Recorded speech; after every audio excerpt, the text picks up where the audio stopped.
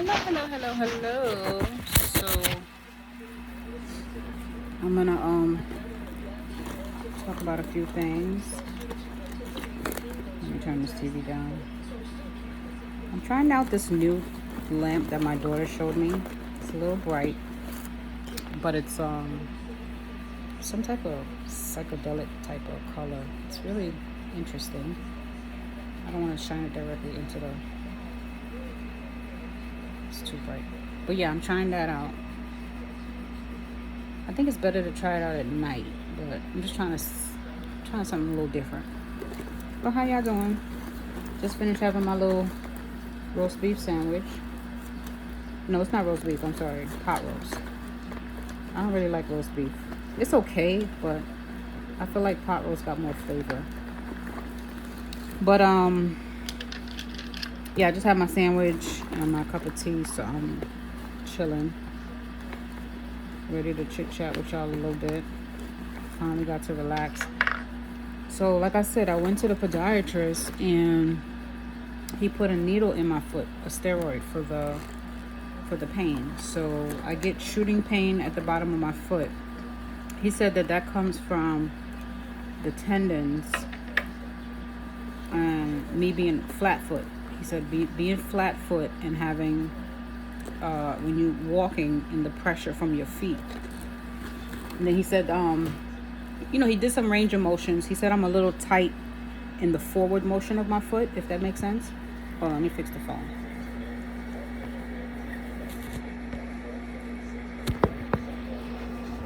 Try to get it.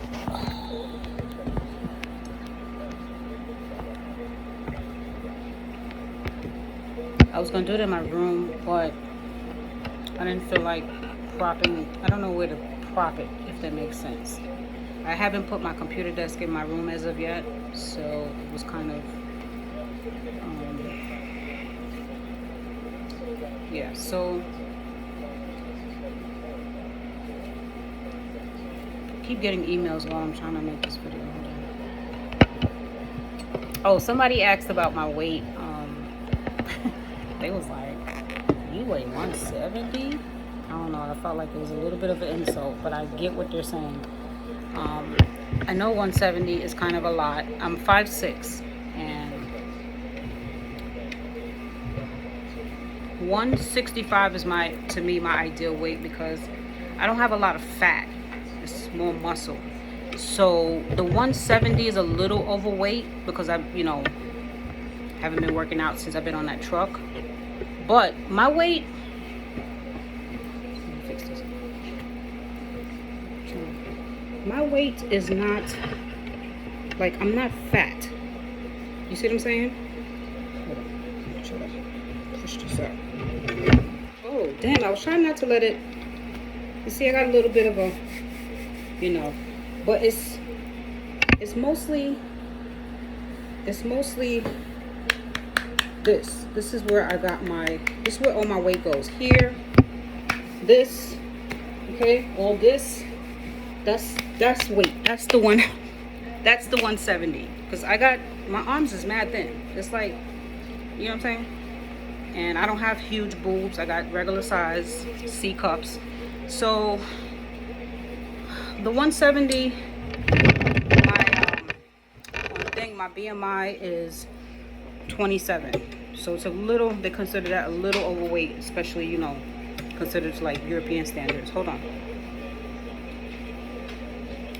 This thing came back out.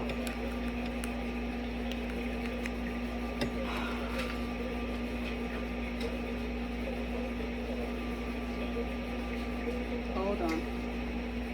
So when I read the comment, she was like, "You're 170. God dang, like shit."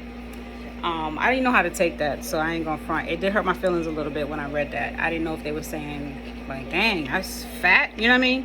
Or if it was like, "Oh wow, you wear it well." I don't know because they didn't. She didn't specify. Sometimes people say things, they don't mean no harm, and she's a pretty good subscriber. She makes good comments, but I felt like that comment was a little. It was a little. I don't want to say shade, but it did hurt my feelings. Put it like that. I'm a water sign. I know some of y'all not into astrology. Unfortunately, I am. And Scorpios, we're just like the Cancers and the Pisces of the zodiac. We feel some type of way sometimes. We have emotions. Like, our emotions run deep. So sometimes we might look into a comment or look into something somebody says, and we'll try to analyze it. A lot of times I'll be on point with my my instincts, but sometimes it just be my emotions. I might just be feeling some type of way. So forgive me if I took the comment the wrong way when you was like, 172, god dang, like what? Because you made the whole exploding face, the exploding emoji, and I'm like, damn, am I that big? Like, I'm 5'6", and my dimensions, my hip size is 42, my waist is supposed to be a 29, but it's at a 31, and my shoulders is like a 38. So I'm 38, 30, 42. That's pretty good dimensions, and I'm pretty muscular. Okay? No fat here. And this is not even from working out. This is just natural. So can you imagine if I start going to the gym, which I do plan to do, inshallah. I'm trying to get my apartment situated because my granddaughter's coming next week. She's 13. She's going to be staying in the small room. I'm in the middle room. My daughter has the biggest room, the master bedroom, only because she was here holding it down when I was on the truck for all that time. So I told her just take whatever room she wanted. I don't have a problem with it. There's no bathroom in the master bedroom. It's just a bigger room. So I would leave the computer desk in the living room. It's just that I don't want, when I'm making videos or doing lives and people, the traffic, my living room is conjoined with my dining room. And then the kitchen has the openness, so you could just see everything. There's no doors. So it's like, it wouldn't feel private to me when I'm making my lives and people come in and out in the background. You know what I'm saying? So I have to squeeze my computer desk in my room. They shot my foot with the steroid. So now it's like a little bit like hurting. It feels tight. So when I'm standing up, walking around, I could feel like where the needle was, right? So I'm like, all right, well, that's fine. I'm gonna just go lay down, relax, and call it a night. I do have homework, but I was gonna do it like later on tonight or in the morning. So my daughter comes and is like, did you forget we gotta move that mattress, the bed? And she has like one of those double mattress beds. I was like, oh. She was like, we gotta move that and take some of the stuff out to the yard, to the curb, because the morning is trash day. I'm like, fuck. So now I gotta do all this work in a couple of hours. So I'm gonna just try to relax a little bit. You know what I'm saying? That's just my little. Oh, and then I got the cherries that I bought. I put a little honey on it because it was a little tarty. Sometimes it's sweet. You just never know. You know, I don't know if this is cherry season. And then I had these from that was already in the freezer. They're chocolate covered raspberries.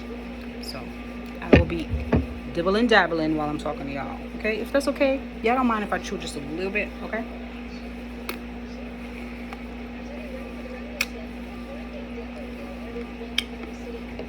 I didn't buy these. My daughter likes them, but I said let me try them with the cherries.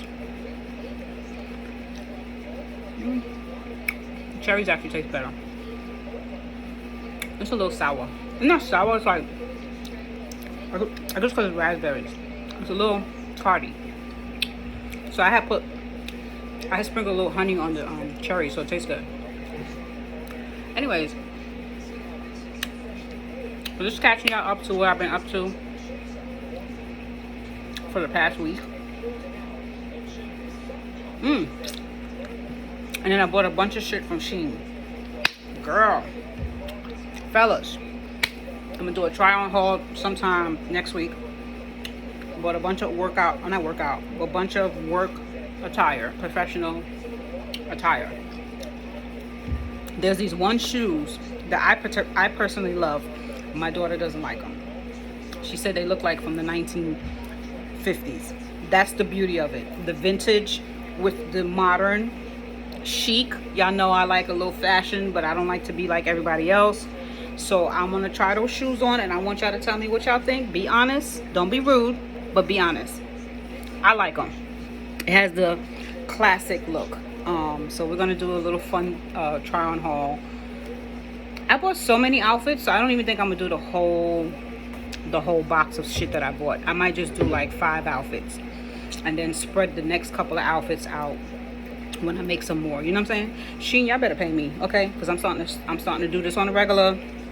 But I like to buy my winter season clothes a season ahead. Does that make sense? So I'm buying my winter season clothes now, so that when I start going on my interviews and I find a job, I already have clothes to mix and match. I already have a lot of professional clothes, but it's kind of like from moving all that and moving around and stuff, like some of the stuff I don't even know if I still have them, like suits.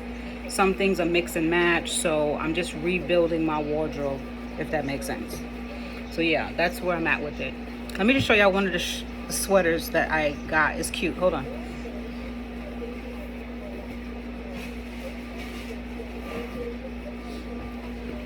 I'm not gonna try it on. I just want y'all to see the kind of taste that I have, okay? When it's time for my professional look. So this is one of the sweaters. You can't really get a feel of it, but it's a cardigan sweater. Is it better this way? It's a cardigan. So I would wear these with maybe a nice black pencil skirt or slacks. And this is something different that I was trying. It's like a bohemian type of sweater, like a tribal type sweater. So I don't know what I would wear with it, but it's really cute. This is a really cute sweater. It has tassels. It's a long sweater. So y'all gonna see me trying it on with different looks, if that makes sense. You see how cute it looks? Y'all can't really see the whole. Damn it, I keep pulling out that light. It's a long sweater. It comes about here. This is a sweater you could wear with like some nice tights or some really cute jeans. And I bought a bunch of cute like mid-heel boots. I don't like heels. I bought a few heels, but they're not high heels. I'm not 16 years old no more. So I'm not walking down New York streets with stilettos on, you know what I'm saying? It worked for me when I was 19, 20, but not now. Plus, y'all know I got foot problems a little bit with my arch. I have pretty feet. It's not my feet that's the issue, it's my arch. I have fallen arches, flat feet. That is one of the things I get paid for from the military disability. So it came in handy, right? But now it's affecting my knees being on the truck, having the flat feet, having the knee pain. So anyways, that's enough of my shit. Let's talk about, okay, so one of the things I want to talk about is cognitive dissonance. I mentioned it sometime last year in one of my videos, how we experienced that. But sometimes people don't really see how deep it can be. And how it affects your cognition. Humans, we're social creatures.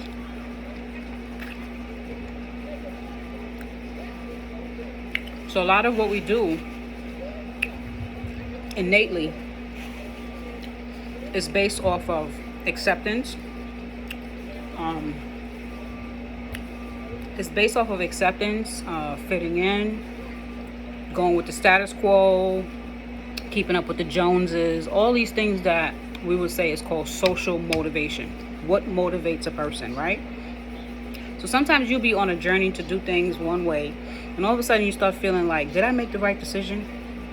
You might get advice from a family member or a friend or a spouse, and they're telling you, well, you should live your life this way, or you should do things this way. Next thing you know, you start feeling some level of dissonance. Dissonance is just basically an opposing thought or action or behavior that conflicts with the behavior that you're currently doing. So for example, let's say you started smoking cigarettes. You're not really comfortable with the idea of cigarettes. So like when I vape, I sometimes have cognitive dissonance about vaping, because I know in the back of my mind that little conscious thought is like, you shouldn't be doing this, So how we deal with that, well, at least how I deal with it, I'm gonna give y'all the psychological version first, the psychology version. I'm gonna give y'all my version. Psychologically, people deal with cognitive dissonance several ways.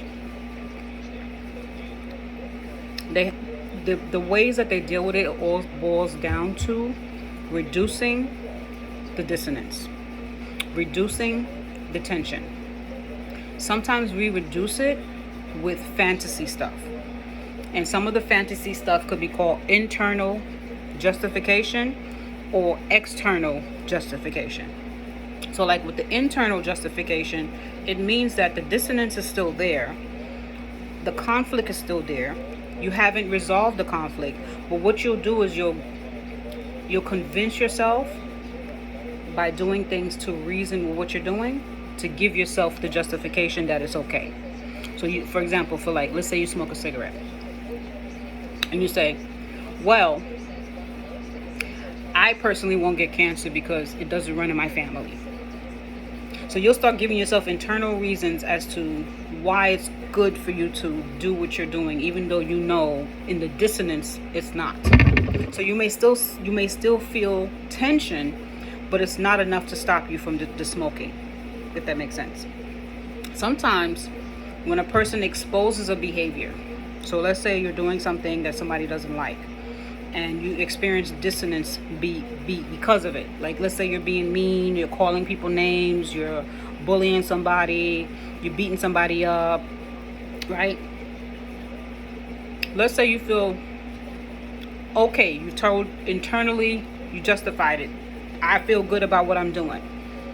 Someone can come and expose your behavior, but they don't expose the behavior, they expose you.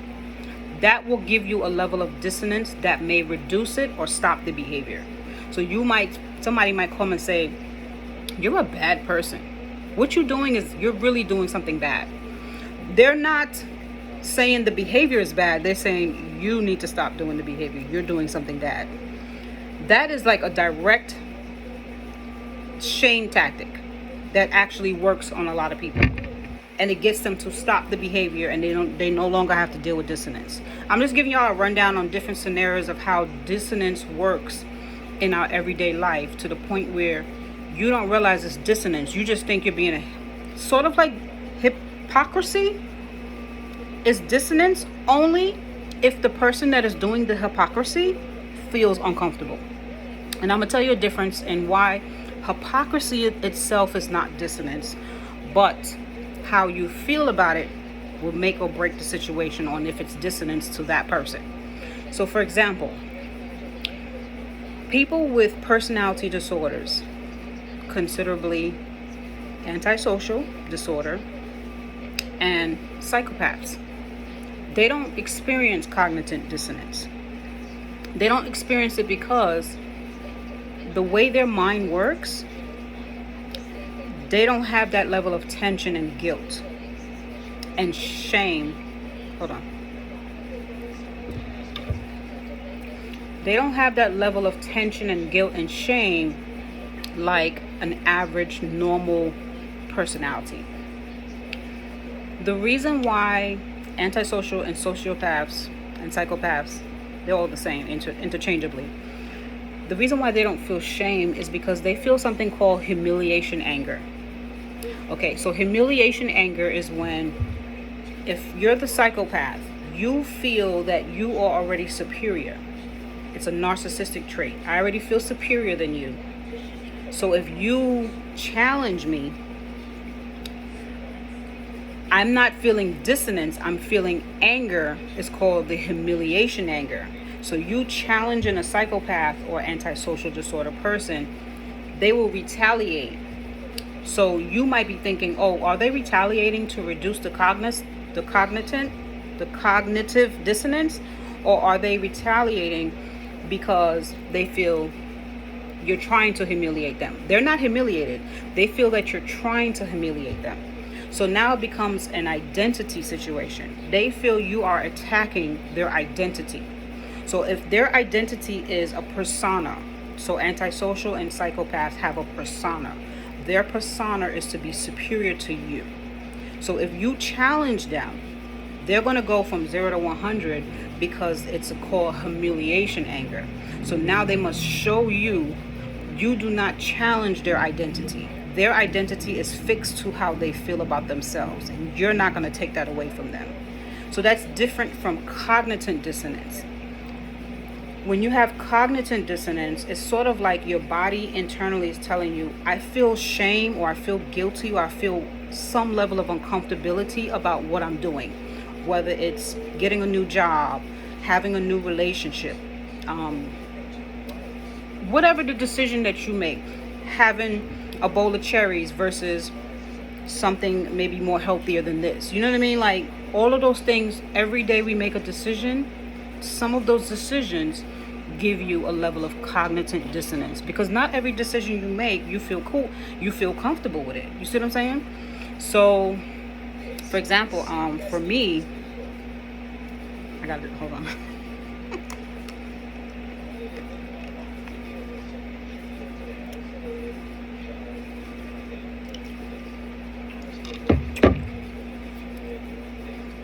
Okay, so for me,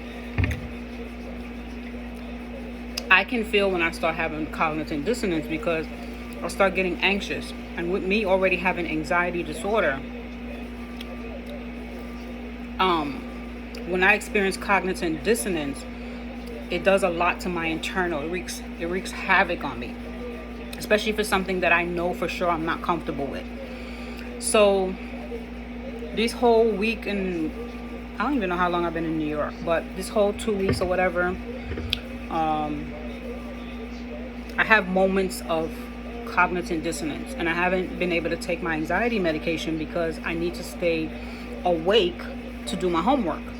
And the homework has been intense these last 2 weeks. So it's kind of like an oxymoron where I'm just battling it, just raw dogging it, not taking anything other than my natural supplements. And I got this. It made me a little sleepy. I don't know if it was this or my antibiotics, but something was making me sleepy the other day when I took it. And I was like, this is called, somebody recommended it, sarsaparilla. I'm going to order the burdock tea. My daughter bought some ginger tea. She said she's going to make me taste it. I was like, okay, I hope it doesn't taste bad. But she said she's going to put some honey in it tonight and let me taste it. But that's supposed to cleanse you out. So my stomach has been going through a lot of changes from the antibiotics. It's like it's constantly feeling like, I don't know, like poopy guts. I don't know. It just feels like nauseating a little bit. So I got 5 more days left on my antibiotics. So once I get back to full health, full optimal health, that's when I can see where my anxiety is at. But with all these changes that's been happening these last 3 weeks, the cognitive dissonance has been hitting me hard. Like the other day, I was doing homework and I was like, oh my God, I'm not going to be able to meet the deadline. So I'm over here panicking, freaking out, talking loudly. My daughter walks in. She's like, what's wrong with you? And I'm like, I don't know. I was like, I don't know if I can do this school. I don't know. She's like, breathe, Ma, just breathe. And I'm like, she was like, what's the problem? I said, well, this paper, I'm having what's that when you can't think of a word when you're writing? Writer's block. I was like, I'm having writer's block. I don't know why. And she was like, well, have you ever tried this app called Grammarly? I said, I've heard of it. And she was like, try Grammarly, that might help you. So I went on Grammarly, got an account, and lo and behold, it started helping me with words. I was like, okay, this could work. But let's backtrack. So before I found out about Grammarly,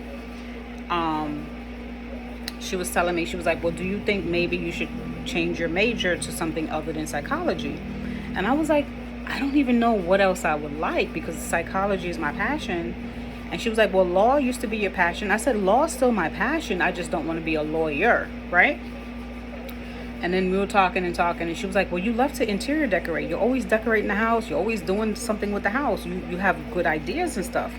So she was like, why don't you go to architect school? And I was actually like thinking like, wavering if I should switch my major. At this late in the game of my master's program, I'm literally taking in what she's saying, like, did I make the wrong choice? So this sat with me for like a day. And this is where the cognitive dissonance come in. So I'm grappling between these two feelings, but I'm not reasoning it. I'm not bringing in any reason to reduce one of the dissonance. And that's the thing. When you stay in that level of cognition dissonance, it will wreak havoc on your internals. So let's say, for example, you trying to pick a partner, and you, let's say, in a love triangle, or you're trying to figure out what school you want to go to, and you keep sitting on the idea, sitting on it, and just constantly every day. For me, I don't know about everybody else, but when it's a tough decision where I'm stuck between two places, it literally starts to affect my digestive system. Like, I literally either won't eat, or I start snacking, or binge eating, something like that. That's what it does to me, right? So I woke up that next day, it was on my mind, and I was like, you know what, this can't happen. So I sat down and I really thought about, why am I feeling levels of change to what I'm doing? And I realized it was just an emotional feeling. It was an emotional feeling based off of the intense work that I had to do the last couple of days. So basically my brain was just tired. So I was like, you know what, let me just reach out to my teacher. I sent her an email. I said, listen, my health has taken a hit these last 2 weeks. I need a little more time to get those 2 papers in, because I don't want to rush and make a bad paper. And you know what she said? She was like, of course, I want you to do well in this course, and I will give you the time that you need. So I'm like, here I am stressing. I'm not saying that every problem is easy to solve, but immediately, once that was solved, I felt my body change. It literally altered the feelings I was having internally. Like the sickness, the nausea, the headache, all of that went away like an hour. Like, it literally was affected by how I was processing tension. So a lot of tension is sucked up in our parts of our bodies. I don't know a lot about that acupuncture that people talk about in the Asian, I forgot what they call it. It's like an ancient Asian remedies, right? Ancient Asian remedies. And it could be African too, I don't know. But I do know from reading and stuff like that,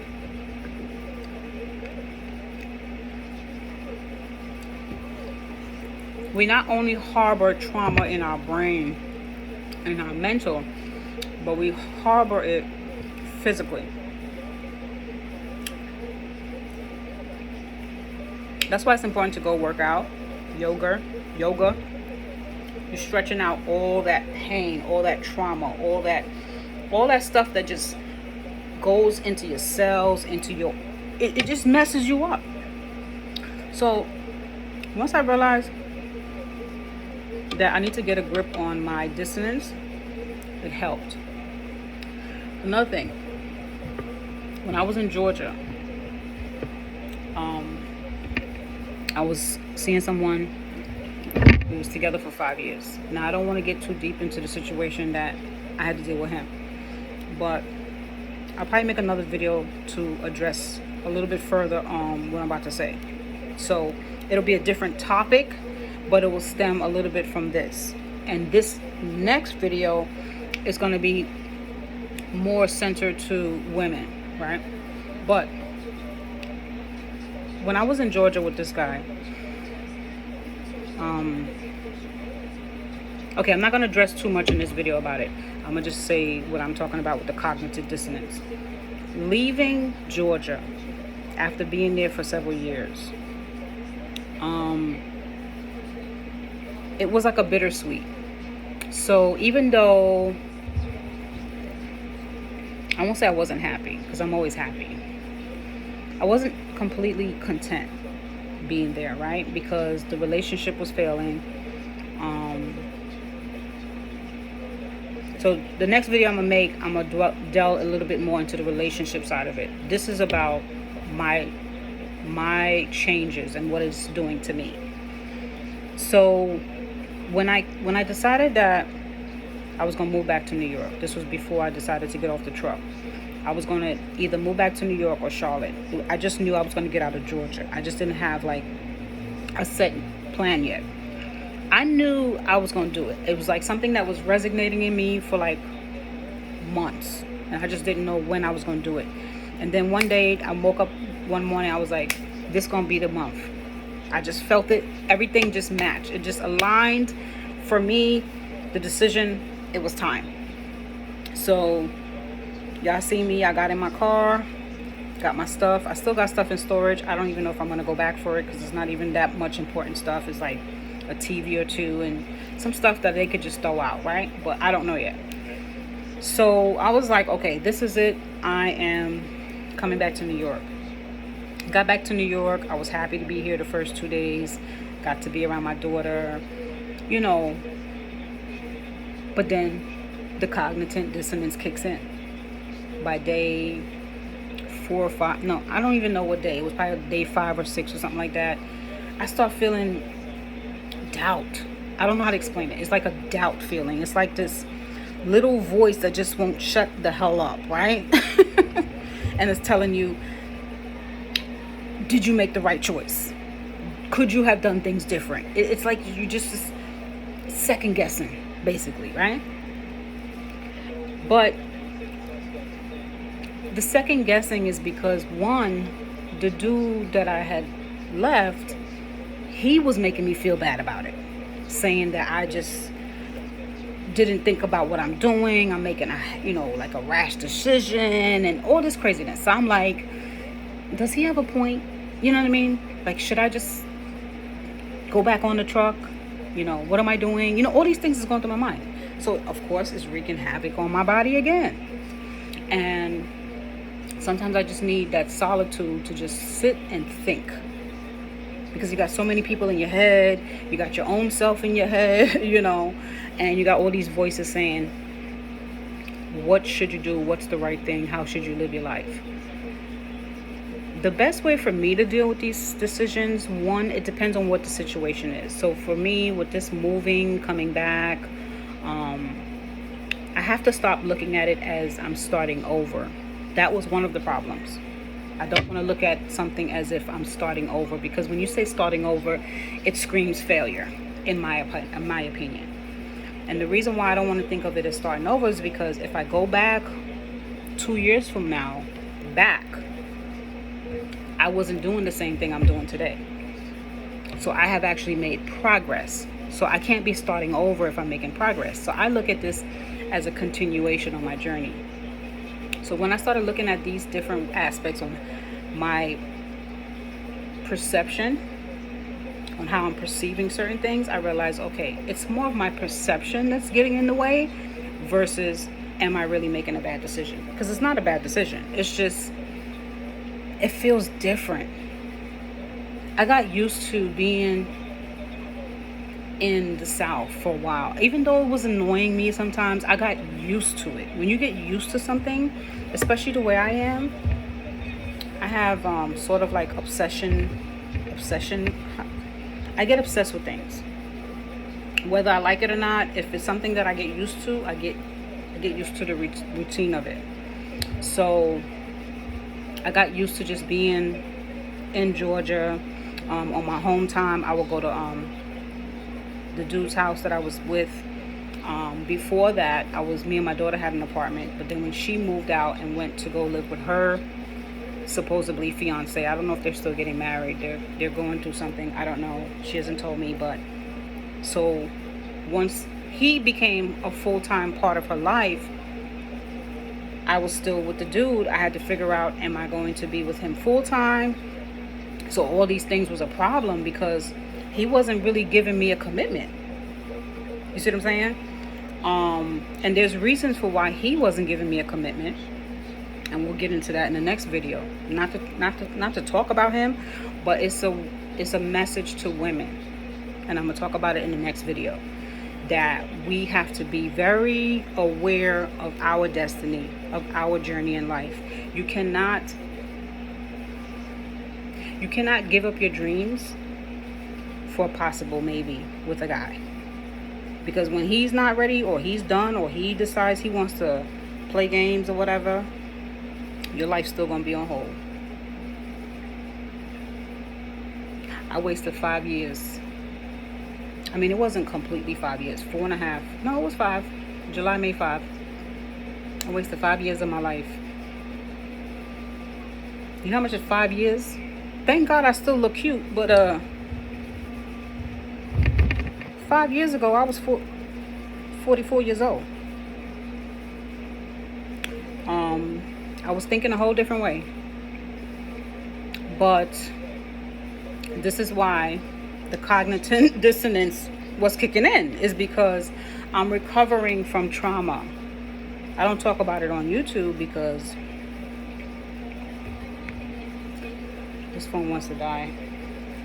Where's my charger?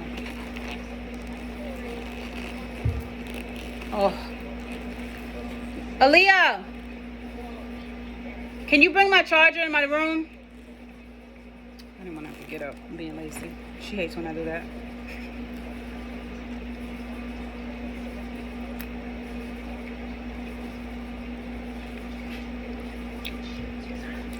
Sorry, my phone about to die. Can you bring my charger in my room? It's plugged in.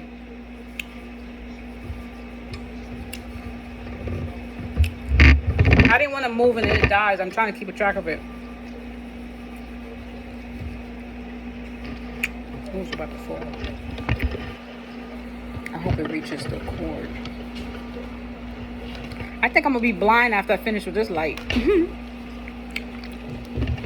Thank you, darling. Thank you.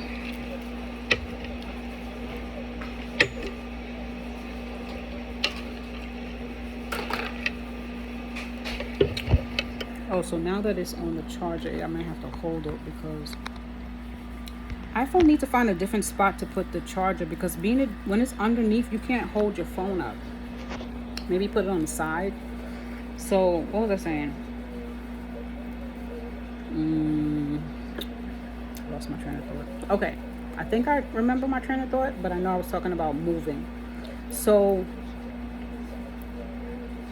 whenever you have a failed relationship, whether it's your fault, the guy's fault, that's neither here nor there at this point of the video.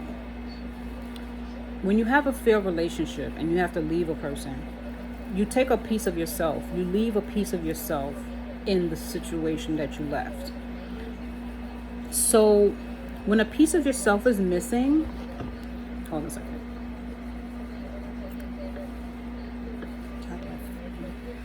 When a piece of yourself is missing, you now have to regain a new, it's not really a new identity, but it's somewhat regaining your identity. Because when I was with that person, even when we wasn't in the same house together, we talked almost every day. He knew everything, like my every waking moment, what I was doing. Not so much like on the phone, but you know what I'm saying, like y'all become one.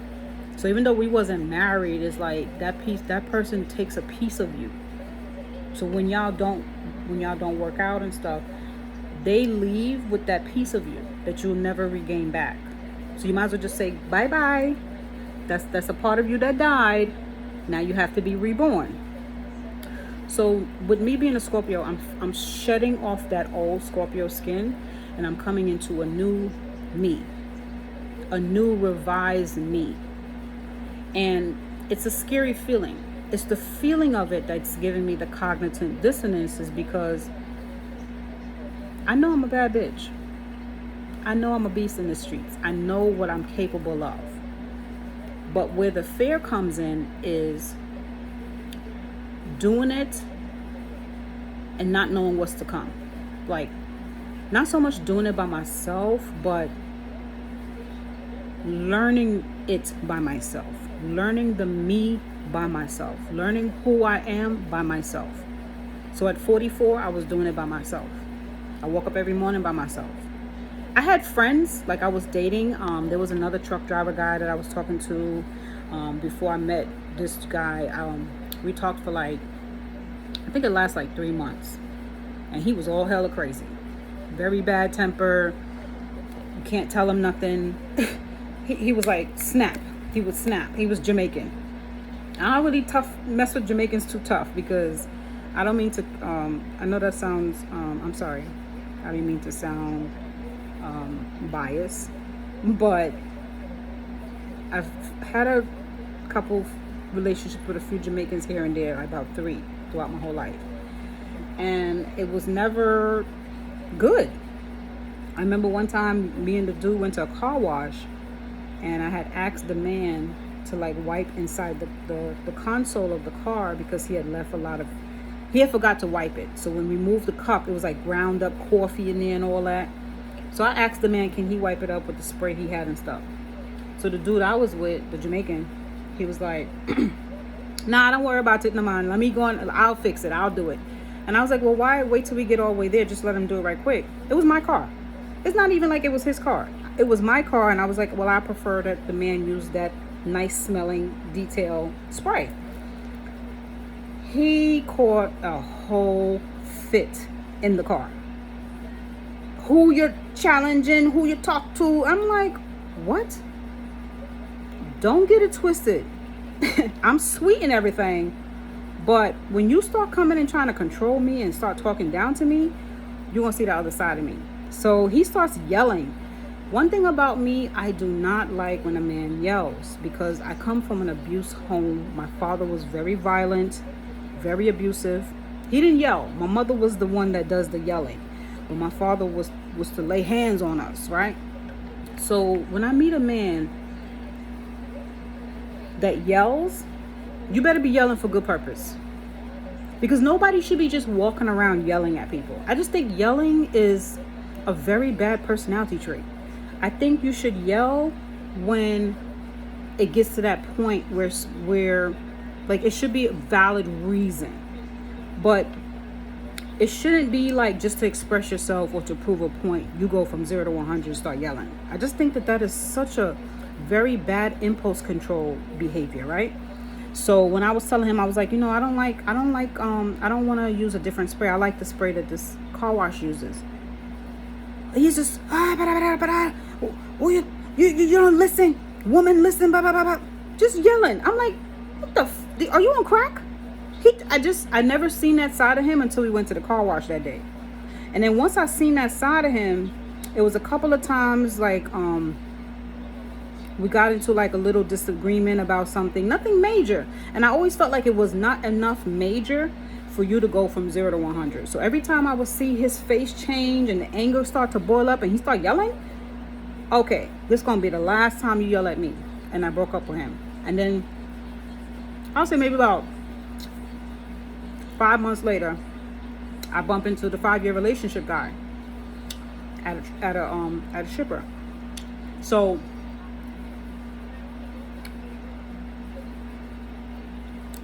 I wasn't like completely single when he met me, if that makes sense. I was dating. I was happy. So even though that guy didn't work out, I didn't walk away bitter. I was just in a good space. I had just started trucking. I had all these goals and dreams for me and my kids. I was going to become a tanker driver. It was a lot of things that was focused on me, central to me. And then when I met him, we started planning our life together. I started trucking with him for about a year. Nightmare. So what I'm trying to say is I lost a part of me when we broke up. So when I finally got off the truck and I'm sitting here in New York, it starts to finally hit you like a ton of bricks. Like, this shit really happened. Like, you really starting your love life over again. You really starting your career over again. Not saying it's bad. I'm not saying anything I'm saying is not bad. It's just trying to explain to y'all what cognitive dissonance feels like, that people don't realize that's what cognitive dissonance, that's what you're going through. That's why your body is split. You make yourself split, where one side is doing one thing and the other side is doing the exact opposite. And it's causing tension, unnecessary tension. One of the ways to get rid of that is make a decision and stick with it. So one of the things that happens in psychology is, once you make the decision, you stick with it, the body, the mind will start giving you positive reinforcements to the new decision. They'll start telling you things like, man, New York is great. Man, I love it here. You know, you start telling yourself things that will actually help you to sit with the decision. And that's what I tend to do.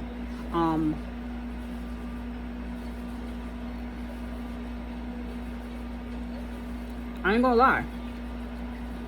I still have dissonance when it comes to the guy I was with, because he was a major part of my life, like to the point where he was gonna get married and stuff. And then he just flipped. He switched up. I can't get into the details of it. That's his own personal emotional issues that he got going on. I ain't here for it. I'm not here to be nobody's. I know I'm into psychology, but I'm not going to be a married therapist. You're not going to marry me to be your personal therapist. You should have your mind right, your soul right with God, your physical right, and your lifestyle right when you come into a relationship with somebody. Especially if you have all these demands on the person, you should be coming with that same level of commitment, same level of status and standards. So now that I'm here in New York, I have to make the best of it, right?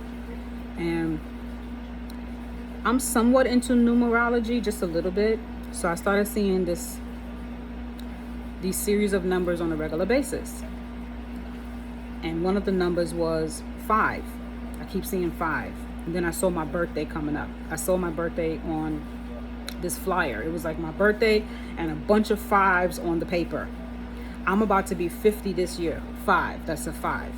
So I said, oh, wait. I think God is telling me I need to give New York 5 years to really stabilize my situation, to figure out what city I want to move to. Because if I keep moving from city to city and I don't like it, I kind of moved to Georgia by default. I'm telling you, Georgia was not even in my vortex. Okay? If anything, before I was going to even think about Georgia, I was going to move to California before I even thought about Georgia. Well, what happened was my narcissistic mom at the time, 6 years ago, she bought a house in Decatur. And she was raving about how great it was. The prices was cheap. It's not cheap anymore. So I started visiting down there. And I started to say, okay, I didn't really like it. She took me to this function for the West Indian Day Festival. The people was mean, unfriendly. And I'm like, the heat was like a sticky, hot, choky. I was like, what kind of heat is this? My face was sweating. I was like, I don't like this city. I don't like it here. When I saw the traffic, and my mom was like, no, you can get a good bargain down here. So I had started to think about buying a house, and I started to look into it. And that's when I met old boy. So we started dating, and I fell in love with him. About a year in, we started talking about getting serious. He proposed to me, and I ended up moving in with him. Ciao. Mistake. So that's what I was going to talk about in my next video, about how women need to really hone in on emotional decisions. And I'm going to talk about why.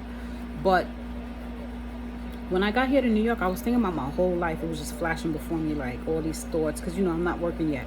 So I was like, I cannot make these life-altering mistakes again. You say you're in your 40s, you should know better. No, you don't always know better. When you fall in love in your 40s and you haven't really done a lot of soul searching and really understand what psychology is about, and understanding how your mind, body, soul, and spirit needs to all work together, So if you're in a relationship and your mind and your spirit is like, but you just want to be in the relationship because it feel good to have somebody, you're not mature. So the me 5 years ago wasn't mature. I'm just gonna keep it real. I just wasn't there yet. I just didn't really have a grasp on what I was doing. I still had all those borderline traits that I'm still working through today. We're gonna talk about borderline disorder in another video. A lot of women suffer from borderline dysfunction, borderline disorder, borderline traits, because you could be on the spectrum. When it comes to borderline, there is a spectrum. If you all the way at the level of high on borderline level, you're kind of operating similar to a psychopath, but not primary psychopath. You're operating at secondary psychopath, and there's a difference. This is why I'd rather be in my room with the desk and do a full video on all these topics one by one. So I don't want to be too scattered in what I'm trying to say. But a lot of what you got going on has to be assessed in order to pinpoint where the problems are coming. So you can't just give a general answer to people like, oh, you just have borderline. Oh, you just have cognitive dissonance. It's deeper than that, because a person with borderline and anxiety, they may handle their dissonance way more extreme than an average person with dissonance. Or a psychopath that has dissonance may not even experience that level of dissonance that the average person might experience dissonance, but they might experience humiliation, anger at a higher level than the average person. So what I might not see as a slight or a real offense, a psychopath might be like, oh, that's an offense. I'm ready to unalive you, or I'm ready to go to war with you. You don't want to go to war with a psychopath. You do not want to go to war with a sociopath. It's better to just leave it alone, because their end goal is to be on top, meaning they feel that they're above you. They feel that you're stupid. They feel that you just having dissonance and empathy and sympathy, they feel that those are stupid traits that makes you weak, makes you vulnerable. It's like, why would you want to be vulnerable? Don't you realize being vulnerable is the first thing to get you hurt? Like, that's how they view it, because in their level, they live in a constant state of survival. They don't never put their guard down. So you really can't build a relationship with somebody like that, because they're constantly in this state of war with themselves and with you. So you want to be at a level where all your equilibrium matches, your mind, your soul, your body, your spirit. And you think, oh, well, yeah, that's easy. No, it's not easy, because every day we get up and we make decisions, a lot of us experience dissonance. So it's a way to keep you on track with making good decisions. So it's not a bad thing, but it can become a bad thing when you don't know how to reduce it, or you don't know how to handle it. You see what I'm saying? Anxiety can be somewhat okay, because everybody experiences anxiety. Anxiety is like, it's going to push you to get rid of the feeling of anxiety. So whatever the problem is, you're going to want to get to the bottom of it so that you don't have to feel uncomfortable. You see what I'm saying? So if you got to pay a bill and you start getting anxiety about that bill, you're going to try to find ways to be able to pay that bill, right? So sometimes my anxiety, it pushes me to become better. It pushes me to become a perfectionist, where that's where it becomes a little bit bad. So sometimes my anxiety pushes me to do too much. So let's say I'm doing a paper for school and it's halfway decent, and I'm like, nah, it's not good enough. Let me go do some more to it. It's like my brain just won't relax. And that's when I know I'm going through like in a moment of anxiety.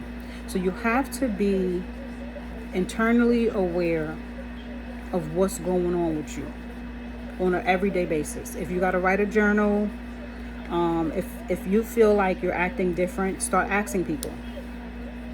I asked my daughter, I'll be like, do I be acting different the last couple of days? Do you see anything out of the ordinary? And sometimes she'll be like, yeah, you've been kind of, you know, quiet, or you've been kind of worried a lot, or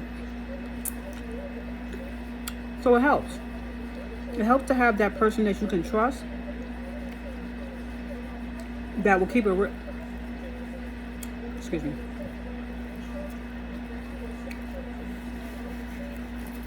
Hold on. That will keep it real with you and let you know what's going on out of concern. You see what I'm saying? I think that was all I had to say about cognitive dissonance. I may get further into it when, after I fix my room up, we will revisit these topics and talk about strategies on coping with it. Some people, they don't really have coping mechanisms. Coping mechanisms is very important because some things that we have that we're born with, whether it's hereditary, whether it came through trauma, it will never go away. You see what I'm saying? So if you're born with a personality disorder, chances are it will never go away. So like me having anxiety, that will never go away, because my body internally processes stress a certain type of way. You just have to know these things about yourself.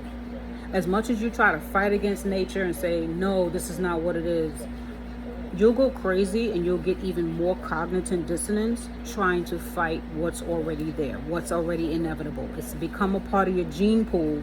So now you have to just figure out, okay, how do I cope? How do I do the right perceptions on how I view choices, how I view life decisions, how I view my behavior? These are things that's important that will keep you from feeling stressed, depressed. Now, understand this. There's different levels of people's temperament. So you have something called sanguine. I hope I'm pronouncing it right. Sanguine is like a general disposition of optimism, happy. Those type of people, like me, I feel like I'm sanguine. I don't really have melancholy. You have melancholy type people, and you have pessimistic type of people, and you have aggressive type of people, like the angry, always angry. Then you have the melancholy. These are people that's just, hey, hi, how are you? Oh, you tell them, I just got married. Oh, okay. I'm about to have a baby. Oh, when is the baby due? My dad just died. Oh, when did he die? What did he die of?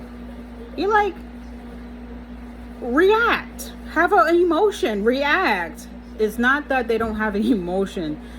That is their trait, their personality. It's an innate. It's kind of like, picture like this. When a baby is born, you could put 5 babies in the same room. Let's say it's about a month old. Each baby will smile different. Each baby will react to sound different. One baby might jump. The next baby might laugh. The next baby might cry. The next baby might scratch you. You know, every person that comes into this world is born with innate traits, innate personality traits. Some traits may appear a little less happy, right? Excuse me. You have to know that about yourself. So what happens is, a melancholy person, they will be more susceptible to levels of sadness and stuff like that. So studies was conducted on children with this type of trait, and it was shown that you have to push certain type of children a little bit harder to join the group, to want to pursue goals, to want to pursue dreams, right? And you're like, well, why this child doesn't just want to do that for themselves? Why don't they just want to, get that job or join that basketball team? Why do I have to push this child to do that? One of the reasons is everybody's pursuit of happiness is at different levels. So you might pursue happiness and look at it as a con versus a pro, a reward versus a punishment.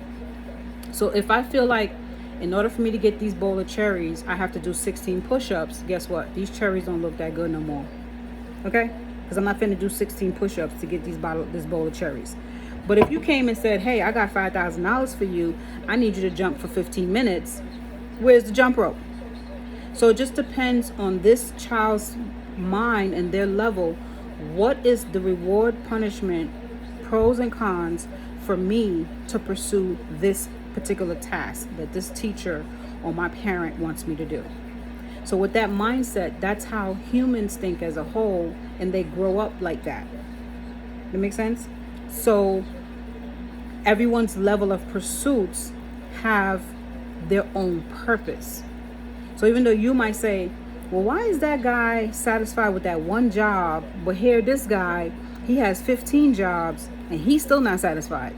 Is because what is the pursuit of their happiness? How do they view happiness? Do they view happiness as 16 cars in a garage, a huge house, 5 different bitches a night, caviar, crab legs, like this whole turned up life all day long every day? Or is his version of happiness one house, one car garage, one wife, a regular basic dinner, and I'm good? Like, everyone has a different level of the reward punishment system in their level of happiness. So that's why you can't push somebody for your purpose. So your purpose of happiness may not suit that person's happiness. And I'm gonna also bring that up in the next video, why me and this guy didn't work out. There's so much stuff, but I'm gonna just bring up a few topics. But I hope that makes sense.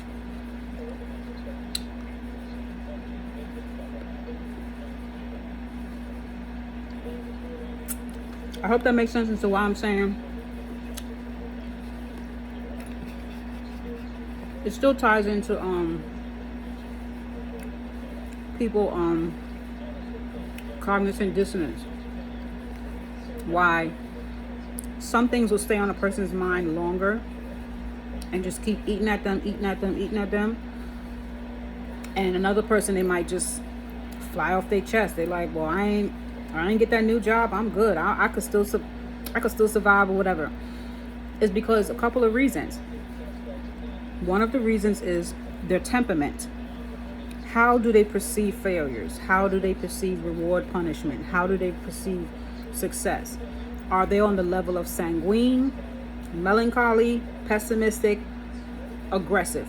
All of these traits, you must understand, temperament matters. Like when you test a dog, when you go on the market to buy a dog or a cat, one of the main things you want to know about that animal is, what is that animal's temperament? Because I'm not finna bring home no maladaptive dog who wants to bite everybody because he can't handle the sink light, the sink water noise, or he can't handle light. You see what I'm saying? So it's the same with humans. We have to understand our own temperaments. What are you willing to tolerate? What is your tolerance level? Everyone's tolerance level is not the same. Like me, I don't like a whole bunch of noise. So I'm in New York, I have to like try my best to block it out. But I do not like all that loud music. I like music. I love music. But some of the music they play out here, child. There's so many different nationalities. You hear the Indians and ding ding ding ding ding ding ding. You know that ding ding ding ding ding ding ding ding. I can't all day. It would drive me crazy. But some people like it. So my tolerance level for that, I cannot. I don't like heat. I don't like being in warm, stuffy climates. It would drive me crazy. Like when I first got here, I had to buy another air conditioner, right? There was only one in the living room and there was only one in the back. I had to buy another one. The house, when I came in the heat wave, the house was constantly warm. And I just couldn't do anything. Like when it was time for me to get up and cook or do anything, I had no energy. I was like, I'm done. So you just got to know your tolerance level in order to combat a lot of the tension that goes on in your body. That's basically what I'm trying to say.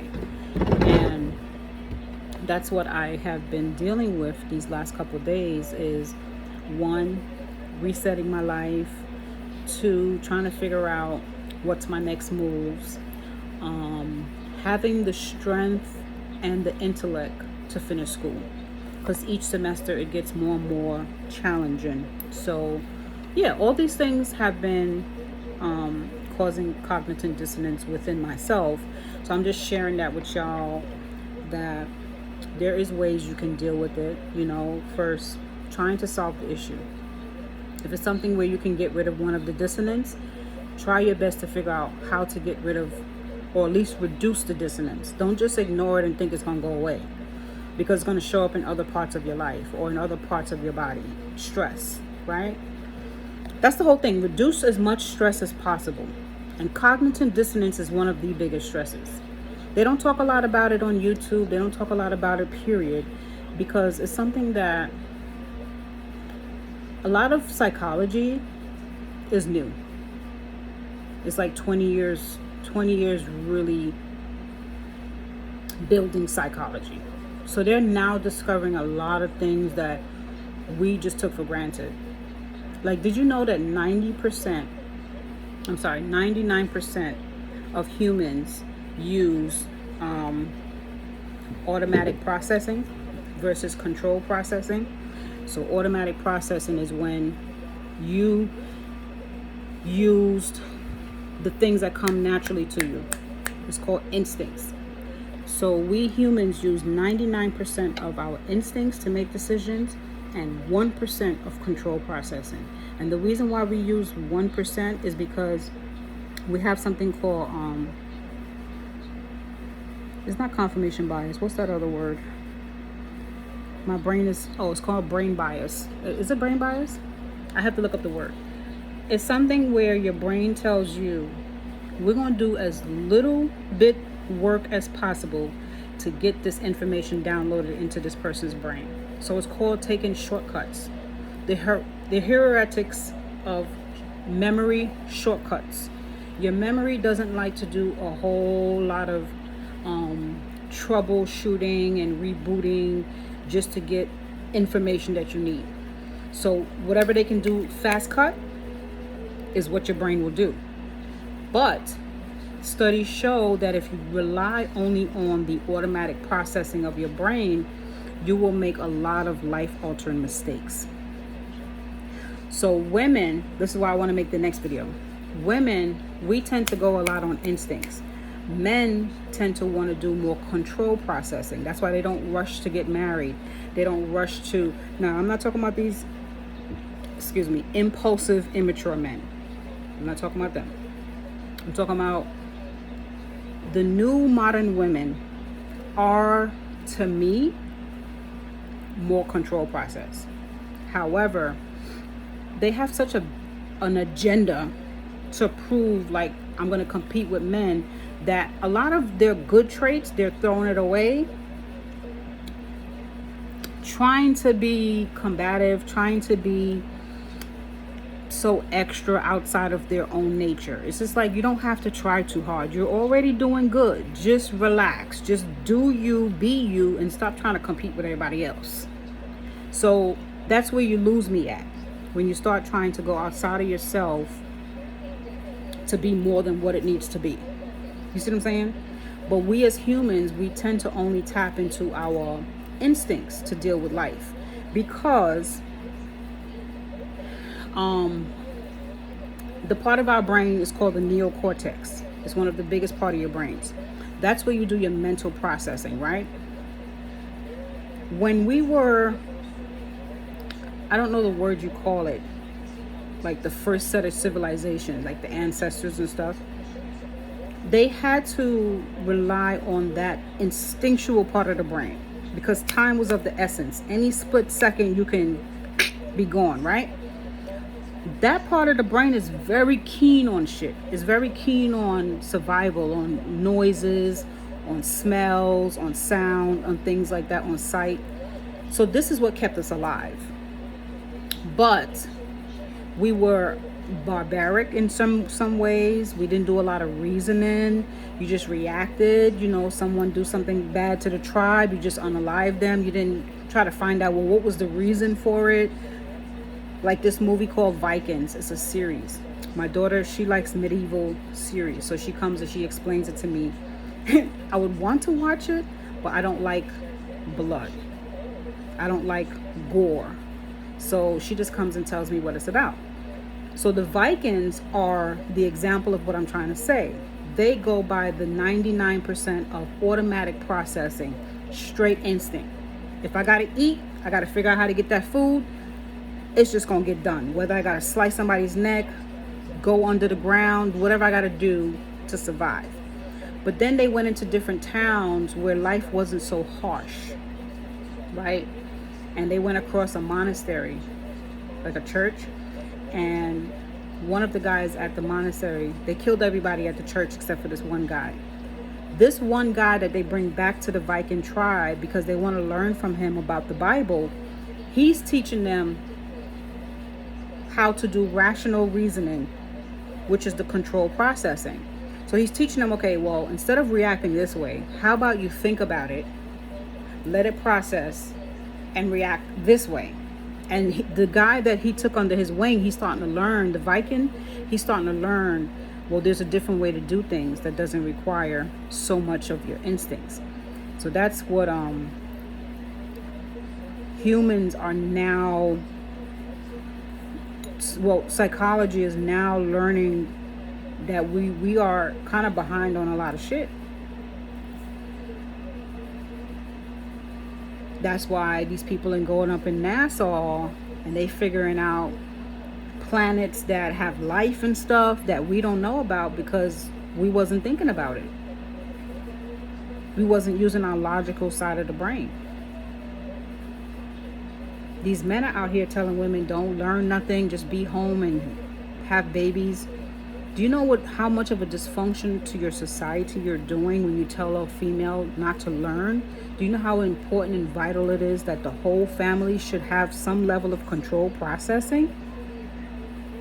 So that she's smart enough not to do certain things? Like, there's so much that we are behind on the times that it's not even funny. I was watching a podcast with this guy named Anton Fisher. Is it Fisher? Some dark-skinned guy. He always talks about the manosphere stuff. Like, I don't watch him too much, but the reason why I clicked on him was because he was talking about something about New York, that this one lady got $13,000 in food stamps from the government, and people are pissed about that because they're giving it away to the migrants. But the reason why I was listening to his podcast was because there was this attractive lady on there, and I don't really see too many females on his podcast. And I'm not bisexual. I'm straight. I just noticed her because she was it was two females, but the other one wasn't noticeable because she had on, like, the room was dark. You could barely see her face. And she didn't look dressed up. But the other girl looked dressed up. Her hair was done nice. I think she was probably my complexion, maybe lighter. But she had a really pretty face. And she's talking about paying taxes or something with taxes, and she's talking about political stuff, and she was really kicking some knowledge. But what I didn't like, and I know this probably gonna offend some of the men, but what I didn't like is that they kept cutting her off when she was dropping knowledge to talk about her looks.